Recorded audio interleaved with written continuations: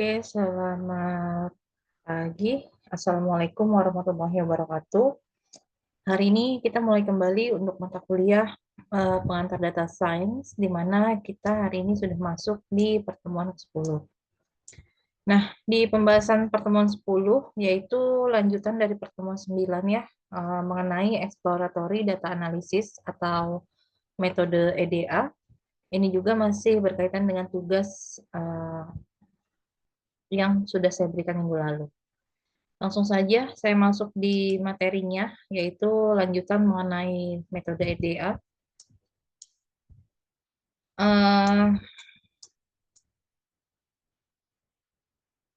Ada penjelasan yaitu tentang konsep dasar mesin learning. Jadi apa yang dimaksud dengan mesin learning ya? Kalau kita lihat saat ini banyak sekali teknologi-teknologi yang menggunakan konsep dari mesin learning. Mesin learning atau kita kenal juga dengan pembelajaran mesin merupakan salah satu cabang dari kecerdasan buatan atau AI yang memberikan sistem kemampuan untuk belajar dan juga meningkatkan performanya tanpa perlu pemrograman yang eksplisit. Dalam artikel ini kita akan menjelajahi konsep dari mesin learning dan juga cara implementasinya dalam berbagai bidang. Nah, untuk mesin learning sendiri, di mana merupakan salah satu bagian dari artificial intelligence, ini memungkinkan komputer ya untuk belajar atau membaca suatu pengalaman dari data yang sudah pernah ada, nantinya dia bisa gunakan untuk membuat prediksi ataupun membuat suatu keputusan yang dibuat berdasarkan data-data yang sebelumnya sudah ada. Jadi modelnya adalah dia belajar dari data, dari suatu dataset, kemudian dia akan menemukan pola yang nantinya akan digunakan untuk membuat suatu prediksi ataupun membuat klasifikasi data baru. Contoh ya yang biasa kita gunakan mungkin penerapan machine learning itu bisa digunakan dalam aplikasi itu di rekomendasi film di aplikasi Netflix contohnya. Jadi sistem itu akan belajar membaca kegemaran atau kesukaan ya film-film yang biasanya ditonton tiap user, kemudian atau yang berdasarkan dia searching ya. Nantinya dari data-data yang dia kumpulkan itu sistem akan membuat suatu rekomendasi film yang nantinya kemungkinan akan diminati oleh si usernya. Ataupun juga bisa digunakan untuk mendeteksi spam ya di email, memprediksi harga rumah, ataupun bisa juga digunakan untuk sistem pengenalan wajah pada aplikasi smartphone. Nah, dari perkembangan mesin learning sendiri, karena dia bagian dari artificial intelligence ya, jadi yang pertama kali berkembang itu sudah mulai ada yang namanya AI itu di tahun 50-an ya, 1950 sampai saat ini. Kemudian seiring perkembangan waktu, perkembangan zaman, teknologi, di tahun 80-an itu mulai muncul yang namanya mesin learning. Sampai di tahun 2010 itu sudah ada lagi yang namanya deep learning. Dan semuanya masih berkembang sampai saat ini. Beberapa penerapan dari mesin learning ya, yaitu ada bisa digunakan dalam bidang medis, kesehatan, yaitu untuk melakukan diagnosa, di mana mesin learning ini bisa dilatih ya untuk mengenal ataupun memprediksi kemungkinan seseorang terkena kanker. Jadi dia akan diberikan data-data dari pasien kanker sebelumnya ya, dari beberapa data pasien kanker. Nantinya dari data-data yang diberikan itu akan diolah, akan dibaca ya, dipelajari sama si mesin learning ini sehingga nantinya dia bisa memprediksi kemungkinan seseorang itu akan terkena kanker atau tidak, atau dia masuk di kanker stadium berapa. Nah, mesin learning bisa memprediksi secara otomatis. Untuk pengenalan gambar ya, pengenalan wajah, atau gambar secara langsung.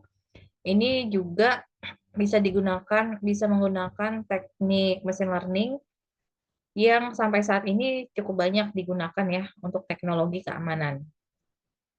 Kemudian untuk melakukan prediksi juga, mesin learning bisa melakukan prediksi terhadap kemungkinan-kemungkinan yang akan terjadi ya. Dan nantinya hasil prediksi itu akan membantu kita dalam mengambil suatu keputusan berbasiskan pada data. Nah, jenis mesin learning itu ada dua, ada unsupervised learning dan juga ada supervised learning. Untuk unsupervised learning ini adalah jenis metode yang datanya itu tidak memiliki tidak memiliki label secara eksplisit dan model mampu belajar dari data dengan menemukan pola yang implisit. Jadi model pembelajaran datanya itu adalah belajar data tanpa label yang digunakan untuk menemukan pola tersembunyi. Tanpa label itu maksudnya tidak ada targetnya, tidak diketahui jawabannya ya, tidak ada kelasnya. Unsupervised learning adalah salah satu tipe algoritma machine learning yang digunakan untuk menarik kesimpulan dari dataset, dan metode ini hanya akan mempelajari suatu data berdasarkan kedekatannya saja atau biasa juga disebut dengan clustering. Kalau di dalam nanti kalian juga akan belajar mengenai data mining ya di semester berikutnya, akan ada salah satu metode data mining yang namanya clustering, di mana biasanya clustering ini digunakan untuk membuat suatu kelompok, jadi melakukan pengelompokan data. Nah, ini metodenya masuk ke unsupervised learning. Nah, cara kerjanya gimana? Unsupervised di dalam mesin learning ini dia bekerja dengan menganalisis data yang tidak berlabel untuk menemukan pola tersembunyi dan mengetahui atau menentukan korelasinya atau hubungannya. Pendekatan ini tidak menggunakan data training ataupun dataset ya untuk melakukan prediksi maupun klasifikasi dengan tujuan mengelompokkan objek yang hampir sama dalam suatu area tertentu. Ada beberapa contoh algoritma yang bisa kita gunakan dalam unsupervised learning, itu ada K-means, ada hierarchical clustering, DB-scan, ada juga fuzzy K-means. Nah, salah satu contoh penerapan unsupervised learning itu dengan metode clustering ya, di mana teknologi clustering ini kalau di dalam sebuah perusahaan bisa digunakan untuk mengidentifikasi customer per segmen yang nantinya dikelompokkan mana customer yang berpotensi ya atau memiliki potensi yang bisa kita gunakan untuk tujuan penjualan suatu produk. Contohnya ketika seorang data analis ingin mengelompokkan klien dari salah satu provider hosting di Indonesia berdasarkan kemiripan sifat, misalnya dalam hal pendapatan, umur, hobi, dan jenis pekerjaannya, maka untuk mengelompokkan customer berdasarkan kemiripan sifat ini, machine learning tidak memerlukan data training, melainkan menggunakan data yang ada langsung, itu sudah bisa mengelompokkan customer-customer. Jadi bisa digunakan untuk mengelompokkan data, ya, membuat segmen pelanggan, ataupun mendeteksi anomali. Untuk supervised learning, ini seperti guru metodenya ya, di mana supervised learning ini akan memberikan petunjuk seperti guru yang memberikan petunjuk pada muridnya tentang cara melakukan tugas tertentu. Jadi modelnya itu adalah dilatih menggunakan data berlabel. Jadi sudah ada inputan dan outputnya. Inputannya apa saja, ketika diolah dia menghasilkan outputnya ini. Nah, untuk supervised learning ini jadi ada dilatih dulu kayak guru ya, ngasih petunjuk ya, ngasih contoh, ada inputannya, ada hasilnya. Nah, nanti si algoritma mesin learning ini akan meniru atau membaca pola ya di dalam data yang sudah dilatih tersebut, data latih itu, dan nantinya akan eh, mempelajari pola tersebut untuk bisa memberikan jawaban yang sama ketika dia dikasih data baru ya, untuk bisa memberikan jawaban sesuai dengan apa yang sudah diberikan.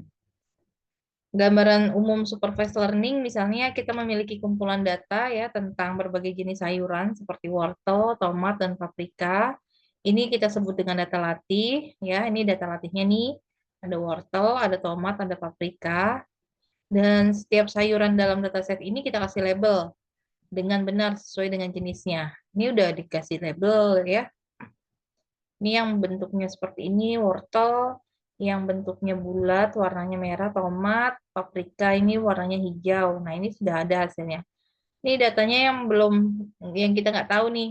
Ya, cuma dikasih cirinya ya, kriterianya. Hasilnya ini. Nah, nantinya setiap sayuran dalam dataset ini telah dilabeli dengan benar sesuai dengan jenisnya. Kemudian mesin atau model training akan belajar dari data tersebut untuk memahami pola-pola yang ada dalam setiap jenis sayuran. Dan kemudian dapat diidentifikasi sayuran yang baru berdasarkan karakteristiknya. Ini adalah data latih. Jadi diberikan dulu data latih beserta jawabannya apa, input dan output. Kemudian dibuat ke dalam model pelatihan ya, dan untuk melakukan prediksi data baru, nanti kita berikan lagi data uji, di mana ini data baru nih, yang belum diketahui labelnya. Jadi kita berikan data uji, nanti diklasifikasikan, kemudian dia akan menghasilkan eh, outputnya apa atau kelasnya apa, sesuai dengan berdasarkan data yang sudah diberikan di data latih ya, yang sudah dites pada data latih yang sudah memiliki label atau kelas. Nah, tinggal di sini ketika dikasih data uji, hasilnya ini akan dicari sendiri nih sama si algoritma atau sama si mesin learning ini. Ini untuk yang supervised learning. Ciri-ciri data supervised learning itu setiap data latih memiliki label atau kelas yang sudah ditentukan sebelumnya. Ada hubungan antar feature atau atribut yang ada dalam data dengan labelnya. Kemudian biasanya terdapat tujuan yang jelas dalam melakukan prediksi atau klasifikasi. Dalam supervised learning seringkali harus diverifikasi atau dilabeli secara manual oleh manusia. Jadi untuk mengecek kembali ya hasilnya apakah sesuai atau tidak dari data yang diuji atau data yang baru. Ini contohnya ya, jenis buahnya, harga, jenis penjualan, jenis buah, harga, dan jenis penjualannya. Nanti dia masuk ke labelnya yaitu laku, terjual, ya atau tidak. Nah, nanti ini akan diolah sehingga ketika dikasih data baru, dia nantinya akan mencari sendiri apakah labelnya ini laku hasilnya ya atau tidak. Nah, itu untuk materi yang ada di pertemuan 10. Oke, untuk perkuliahan ini cukup ya untuk materi hari ini, untuk di pertemuan 10 ini. Kurang lebihnya saya mohon maaf. Saya akhiri. Wassalamualaikum warahmatullahi wabarakatuh.